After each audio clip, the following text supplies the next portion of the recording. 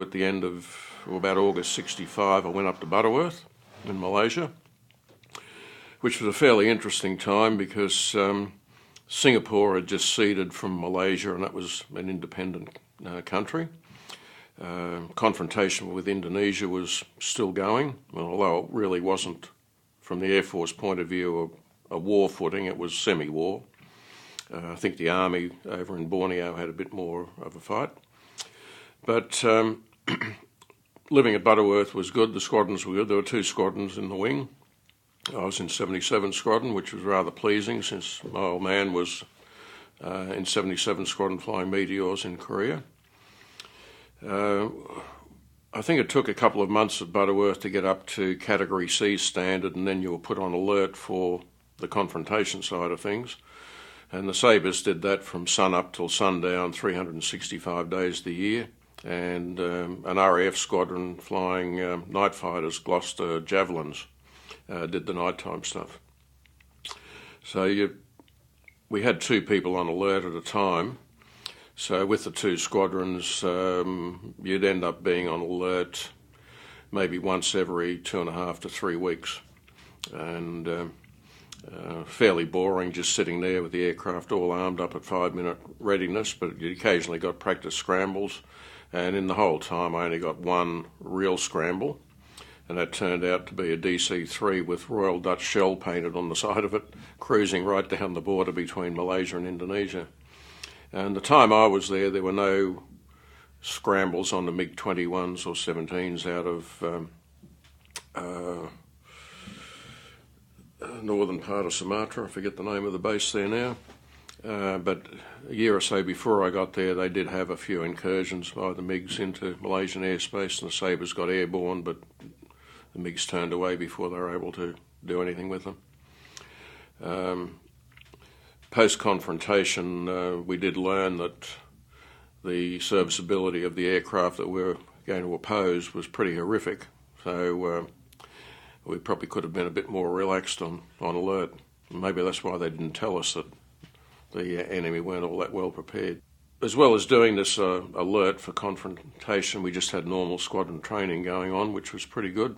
Excellent bombing and gunnery range and air-to-air range up at Butterworth. And we also had the rotation up to Ubon in Thailand, where I forget how many pilots we had, maybe half a dozen or 8, half from 3 Squadron, half from 77 Squadron. So you'd go up there as part of 79 Squadron, be on alert during the day with 2 aircraft, the rest of them just doing air combat training and doing some air combat training with the F4s, which was pretty interesting. That was fairly benign, and in my 2 years I think I had 3 rotations of 2 months at a time up to Ubon in Thailand. I did my Mirage OCU after I had about 500 hours Sabre, so it wasn't particularly difficult to fly the Mirage after 500 hours Sabre. A bit later on, when people had fewer hours on the Sabre, it might have been a bit more of a challenge to them, but eventually we got to the stage where we had students coming out of Pearce with their brand new wings. They do the introductory fighter course on the Mackie, so the grand total of maybe 280 or 300 hours, so off they went in the Mirage, which was, we had a 2-seater at that stage, which helped. When I did my conversion, I think I was the first course where we had the 2-seater, and it was only, I think, 2 dual trips and away you went solo. Prior to that, it was like the Sabre, you just did the simulator, jumped in the jet, and away you went and flew it. So after graduating, I only flew the Sabre with 3 Squadron, which is a ground attack squadron, for about 8 or 9 months, and then I went up to Vietnam as a forward air controller, flying the Bird Dog. I came back to Butterworth, back to Williamtown, went on leave, and after Christmas did a 2-flight refresher, which wasn't enough, but that's what I did. 1 dual, 1 solo, and threw me back to the squadron. And a month later, the squadron packed up and we went up to Butterworth with my second posting, which was pretty good. There were about 36 of us all up. Initially, it was a couple of squadron leaders and a wing commander, I think, went up there, just one at a time. And they paved the way and got the wheels turning to where we were sending up 3 people at a time for 6 months, flying officers or flight lieutenants. I was lucky enough to be in the second batch up there. And I got up there just after the Tet Offensive. I was still mopping up after that. I flew the Bird Dog, which I believe was the best FAC aeroplane, because the slower you go, the more you can see on the ground. All it was really was a great little aeroplane, but all it was a means of getting my eyes and 3 radios and some white rockets airborne. It was like the Volkswagen of the skies. Nothing ever went wrong with them. Very reliable. Radios were very reliable. So we did a quick conversion course on the O1, and then we integrated into the USAF side of things. We went to different locations, the 3 of us. And as I was leaving, the Bronco was coming into it. I think the guy who replaced me did a Bronco conversion. A couple of them flew the O2 and then went on to the Bronco. And then the last 20 or so, it was purely Bronco flying. And I think the Bronco was too much aeroplane to be a decent FAC aeroplane. I'd been up there about a month, I think, checked out, and the second mini-tet, they called it, second offensive started. So I got involved in the big battle there with the Australian Army, the Battle of Fire Support Base Coral and Balmoral, which was north of Bien Hoa.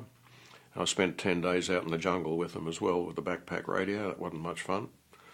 And after that, it was fairly quiet up there, really. Had not a lot happened. The VC were virtually licked at that stage. They'd used up all the munitions that they'd carried south, and it took quite a while before they were able to do anything else major. I got to group captain, and whether I could have gone any further, I don't know. I really didn't expect to. I probably wouldn't have if I'm realistic. But if it weren't for the moving, I would have been quite happy to stay in a bit longer as a group captain, but I just had enough. I finished up as CO of 77 Squadron, which was, at that stage, for those 2 years, the end of Mirage training, so F-18 training had started. So I was CO of the old Mirage 2OCU, complete with its 16 Mackies, as well as 77 Operational Squadron, all called 77. And on top of all of that, we had the task of doing the fleet support flying, which had previously been done by the A4s. So it was a very busy time. That burnt me out, and I got out after that. Probably the most interesting landing I saw 2 very interesting landings on Sabres. One was when I was on Sabre OCU, and we were doing night flying, and some rain came in fairly rapidly, and we were all told to get on the ground in a hurry, which we did. One of the last on the ground was one of the instructors, an FCI. I won't mention his name, but he touched down after all the rain had started, so there was rain pooling on the runway, and as I taxied in, I watched him touch down and then go right down the centre line, turning around. So I was watching a green light, a white light, red light, as around he went. But he came to rest with blown tyres still on the runway. I was up in Butterworth one day waiting for takeoff, and the runway was really wet. I was in the ORP, and a wing commander from headquarters who didn't fly all that often came in and landed, and the technique on the wet runway was to hold the nose up as long as you could with the tail very close to the ground and aerodynamic brake the aircraft. Well, had his nose wheel that far off the ground, not his tail, and he aquaplaned, and I swear he accelerated with the throttle at idle and ended up in the barrier 8,000 feet down the runway.